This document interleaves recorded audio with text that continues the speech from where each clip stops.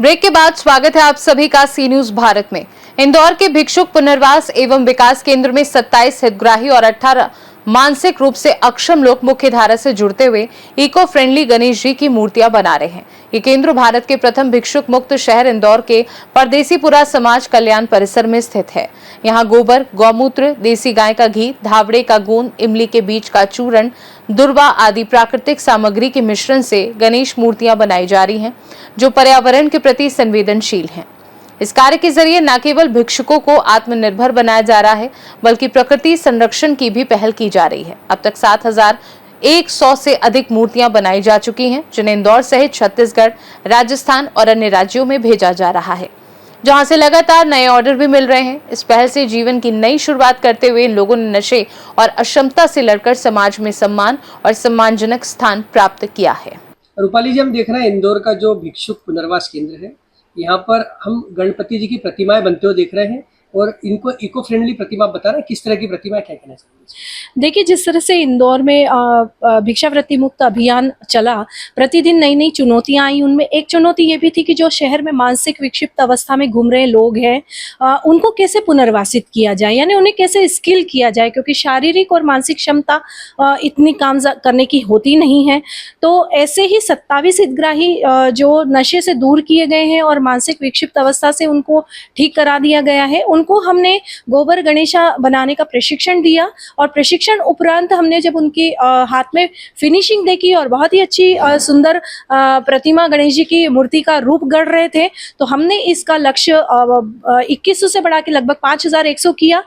लेकिन जैसे ही इसके ऑर्डर मिलने शुरू हुए और सबसे पहला ऑर्डर हमें छत्तीसगढ़ से प्राप्त हुआ लगभग 1500 गणेश जी का, तो फिर हमें लगा कि इसकी संख्या हमें बढ़ा लेनी चाहिए और हमने 7100 गणेश जी का लक्ष्य पूरा कंप्लीट कर लिया है। अब सिर्फ फिनिशिंग का काम इन पर चल रहा है। इन्हें इको फ्रेंडली बताया जा रहा है। किस प्रोडक्ट का इस्तेमाल हो रहा है इनको बनाने में? देखिए, इंदौर शहर में ये पहली बार है जहां पर गोबर के गणेश जी इतनी संख्या में बनाए जा रहे हैं। चूंकि अभी जिस तरह से इको फ्रेंडली और पर्यावरण को ध्यान में रखते हुए जिस तरह से सरकार काम कर रही है या शासन काम कर रहा है, तो हमें भी लगा कि कहीं ना कहीं हमें भी इसमें योगदान देना चाहिए। तो हमने इको फ्रेंडली गणेशा बनाने का निर्णय लिया, जिसमें हमें 4 गौशालाओं से लगभग 150 से 200 किलो प्रतिदिन गोबरदान में मिला। उसको हमने कंडे बनाकर सुखाए, उसको पल्वराइजर में पीसकर उसका पाउडर बनाया और चूंकि बाइंडर के रूप में हमने प्राकृतिक चीजों का ही इस्तेमाल किया। हमने इमली के बीजों का पाउडर जो बनता है उसको तैयार करके हमने इसमें इस्तेमाल किया। धावड़े का गोंद आता है बाइंडर के रूप में, हमने उसका इस्तेमाल किया। और जैसा कि जानते ही हैं कि हमारे गणेश जी जो है वो प्रथम पूजनीय देवता है और उन्हें दूब बहुत पसंद है, तो इस मसाले में हमने गौमूत्र और देसी गाय के घी के चीटे के साथ साथ हमने दूब का भी इस्तेमाल किया है। तो बिल्कुल निश्चित तौर पर जब गणेश जी की स्थापना करेंगे लोग और इनकी 10 दिनों तक पूजा करेंगे, तो सुखद और सफल परिणाम उनको जरूर प्राप्त होंगे। शहर को भिक्षुक मुक्त बनाने में प्रशासन के साथ में आपने पूरा कंधे से कंधा मिलाकर साथ दिया है और आज हमें दिखता है कि शहर के मंदिरों के बाहर भी भिक्षुक दिखाई नहीं देते हैं। इंदौर ऐसा लगता है पहला ऐसा शहर है। क्या कहना चाहेंगे इस अभियान को लेकर? बिल्कुल सही बात है कि भारत का पहला भिक्षावृत्ति मुक्त शहर अब इंदौर बन गया है और इसकी कलेक्टर आशीष सिंह सर ने इसकी घोषणा भी कर दी है।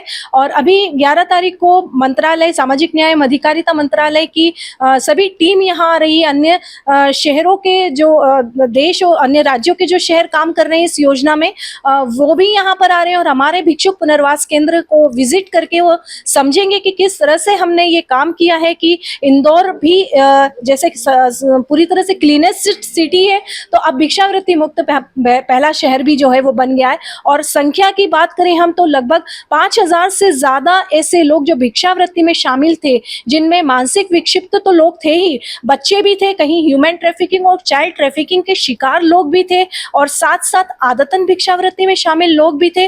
बाहर से जो भिक्षावृत्ति करने आते हैं ऐसे माइग्रेंट्स भी यहाँ पर भिक्षावृत्ति में संलिप्त थे, ऐसे लोगों को हमने दूर किया। और सिर्फ इतना ही नहीं है, संस्था प्रवेश की टीम पर लगभग 72 हमले हुए हैं जो ऑर्गेनाइज्ड क्राइम का हिस्सा थे।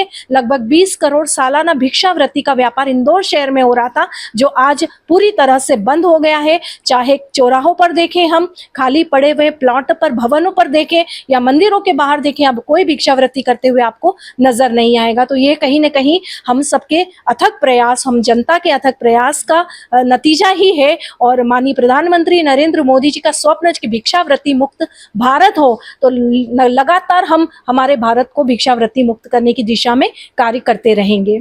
अब जनता भी जो है इको फ्रेंडली गणेश जी की प्रतिमा स्थापित करने में रुचि लेने लगी है, तो ये इतनी प्रतिमाएं जो है इसके विक्रय से एक राशि प्राप्त होगी। क्या कहना चाहेंगे, किस तरह से भिक्षुकों के पुनर्वास में, उनके उत्थान में इसका उपयोग होगा? देखिए, स्वावलंबन और स्व उत्थान यही हमारे जो है पूरे कार्य का सफल रहा है। क्योंकि जब तक इनको कोई रोजगार नहीं होगा और पूरी तरह से 12 महीने का एक रोजगार नहीं मिलेगा, तब तक ये भिक्षावृत्ति नहीं छोड़ेंगे। तो ये एक ऐसा कार्य इनके लिए आ गया है कि ये 27 हितग्राही हर साल गणेश जी की प्रतिमा बनाएंगे। और जब पहले ही प्रयास में 7100 गणेश जी अगर बना चुके हैं, तो डेफिनेटली हर साल इनकी संख्या बढ़ते भी जाएगी। और जो इनसे राशि प्राप्त होगी, उसके प्रॉफिट के हिस्से में से आधा हिस्सा इनको रोजगार के रूप में दिया जाएगा और आधे हिस्से को पुनः अगले साल के लिए गणेश निर्माण करने के लिए राशि के रूप में इस्तेमाल किया जाएगा। आपका परिचय दीजिए। रूपाली जैन, संस्था प्रवेश अध्यक्ष। इंदौर से सी न्यूज संवाददाता एमएल शाह की रिपोर्ट। इंदौर के इस पुनर्वास केंद्र की पहल न केवल भिक्षुकों को पुनः सामाजिक और आर्थिक रूप से सशक्त बना रही है, बल्कि पर्यावरण संरक्षण के नए आयाम भी स्थापित कर रही है, जो भविष्य के लिए प्रेरणादायक उदाहरण साबित हो रही है। इस खास रिपोर्ट में बस इतना ही। देश दुनिया की बाकी खबरों को जानने के लिए आप देखते रहिए सी न्यूज भारत।